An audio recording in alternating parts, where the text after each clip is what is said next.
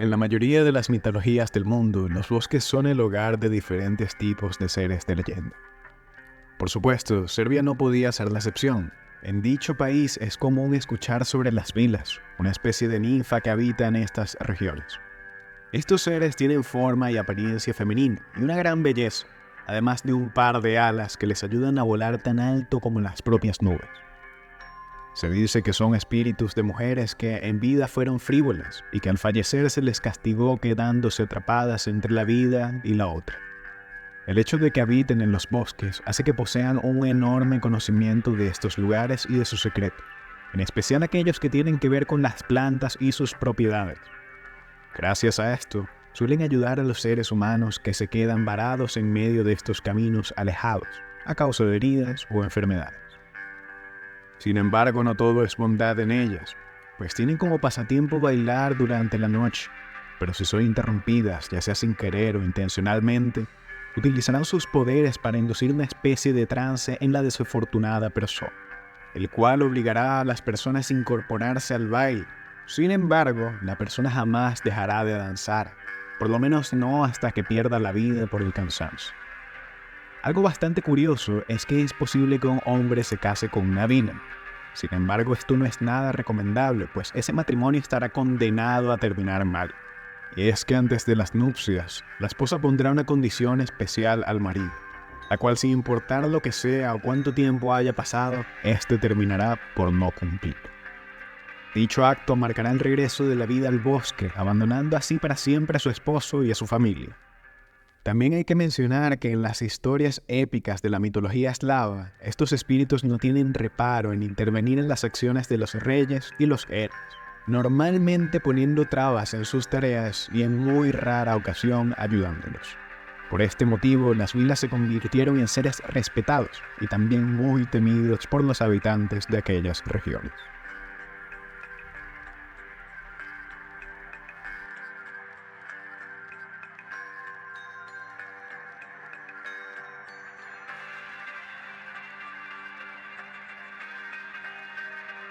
Eugenio Derbez es uno de los comediantes más exitosos de México. Durante muchos años fue la más grande estrella de Televisa y en la actualidad ha logrado incursionar en Hollywood en más de una ocasión. Es por eso que en el año 2006, durante una transmisión del programa deportivo La Jugada, ocurrió algo que se volvería un escándalo y eventualmente una leyenda urbana. Esa noche, el equipo tenía como invitado a un hipnotista llamado Tony Khan. Y cuando fue el turno del comediante, Camo le ordenó que se comportara como si tuviera 8 años, edad en la que, según explicó Derbez, era sumamente tímido. Después le dijo que intentara contar un chiste, añadiendo como parte de las instrucciones que en algún punto no podría controlar sus nervios. Eugenio, hipnotizado, siguió al pie de la letra las órdenes de Camo y finalmente en un punto agachó la cabeza, cubrió su rostro con las manos y comenzó a llorar. En aquel momento todo el equipo, entre los que se encontraba Javier Alarcón, que era el jefe de la división Televisa Deportes, se percataron gracias a los pantalones claros que traía, que Derbez había orinado encima. Algo que las cámaras captaron mientras miles de espectadores presenciaban el bochornoso momento desde sus hogares. La producción mandó inmediatamente un corte comercial y después de esto no se sabe exactamente qué fue lo que pasó. Durante muchos años, Televisa se encargó de borrar todo el material al respecto, pues como dije antes, Eugenio Derbez era en aquel momento una de las figuras más grandes de la empresa, y de darse a conocer este video, la imagen de la estrella podría verse verdaderamente afectada. Por la falta de material, el hecho se convirtió en una especie de leyenda urbana, al menos hasta abril de 2020, cuando Javier Alarcón subió un video a su canal de YouTube en el que entrevistó al comediante Edson Zúñiga, mejor conocido como El Norteño, quien formaba parte del equipo en aquel entonces, y como parte de la plática que sostuvieron, hablaron sobre el acontecimiento, dejando esta charla como la mayor prueba de que aquello en realidad ocurrió. Alarcón incluso agregó que después de lo ocurrido, recibió una llamada de parte de Emilio Azcárraga, el presidente de Televisa, quien se encontraba furioso por la humillación que había sufrido Derbez y exigía saber por qué habían permitido que ocurriera algo así. A lo que Javier contestó que él no era el hipnotista y tampoco podría controlar las vísceras de Eugenio, desvinculándose así de toda responsabilidad. Este hecho podría parecer gracioso a algunas personas, pero si lo piensan por un momento, se debió tratar de algo horrible para el comediante, pues de ser real la hipnosis a la que fue sometido, él en aquellos momentos habría pensado que era tan solo un niño pequeño de 8 años, que estaba siendo completamente humillado en televisión nacional. Un hecho interesante y del cual probablemente jamás obtendremos una prueba en video.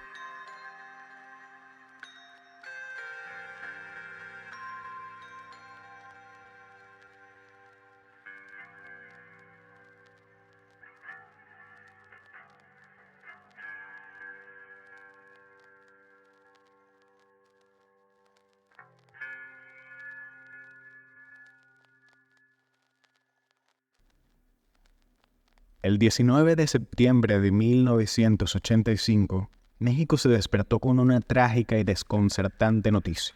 Un terremoto de 8.1 grados de magnitud acababa de sacudir el entonces Distrito Federal, ocasionando el derrumbe de edificios y casas, dejando a muchas personas atrapadas bajo los escombros y movilizando rescatistas de toda la nación y también países vecinos, así como a toda la sociedad mexicana, para dar apoyo a quienes resultaron damnificados. Los reportes del Servicio Sismológico Nacional contabilizaron alrededor de 40.000 víctimas, reportes que fueron censurados cuando el desastre tuvo lugar y fueron revelados hasta años después. Sin embargo, entre esas 40.000 personas, la nación se centró en uno solo por un tiempo. Un niño de 9 años de nombre Luis Ramón Nafarrete Maldonado, conocido simplemente como Monchito. Según el testimonio de los padres del niño, la familia había llegado un día antes a la ciudad y mientras el pequeño se encontraba durmiendo en la misma habitación que su abuelo materno, fue cuando ocurrió el sismo, el cual los había sepultado a ambos. Los cuerpos de rescate se movilizaron rápidamente tratando de encontrarlos. Inclusive los hijos del entonces presidente Miguel de la Madrid llegaron al lugar para ofrecer su apoyo en el rescate de Monchito. Durante varios días, los cuerpos de rescate israelíes, italianos y de la Marina Nacional Mexicana buscaron el cuerpo del niño y aún después de haber encontrado el del abuelo, seguían sin señales de que ahí se encontrara Luis Ramón. En palabras del intérprete de los rescatistas italianos, la ausencia de olores y de moscas les dieron a entender que ahí no había cadáver alguno, pero la ausencia de ruidos o vibraciones después de tantos días era un indicio de que tampoco había alguien con vida en ese lugar, por lo que ellos dieron por terminada la búsqueda ahí. Sin embargo, un grupo de jóvenes de la sección 5 del Voluntariado Nacional informaron de un aparato de ultrasonido que había detectado movimientos debajo de los restos del edificio. Tras comunicarse con una persona que estaba atrapada, se llegó a la conclusión de que era un niño, el niño Monchito. Para este punto, los medios nacionales ya cubrían la nota y la habían vuelto algo mediático. El anuncio de nuevas esperanzas hizo que la decaída moral de los voluntarios rescatistas y la población en general se levantara de nuevo, pues querían recuperar con vida la mayor cantidad posible de víctimas del terremoto. Finalmente, las labores de rescate dieron por concluidas el 11 de octubre. El cuerpo de Monchito nunca apareció. La historia del pequeño fue prácticamente ignorada y nadie más habló del tema, al menos no de manera oficial, pues poco después comenzaron a circular las verdaderas razones por las que el pequeño nunca había aparecido. La primera aseguraba que el niño en realidad nunca había existido y que había sido un invento de los supuestos padres, pues en la habitación del abuelo había una caja fuerte que se había quedado sepultada debajo de los escombros y ellos simplemente querían recuperarla, ya que en su interior había una gran cantidad de dinero.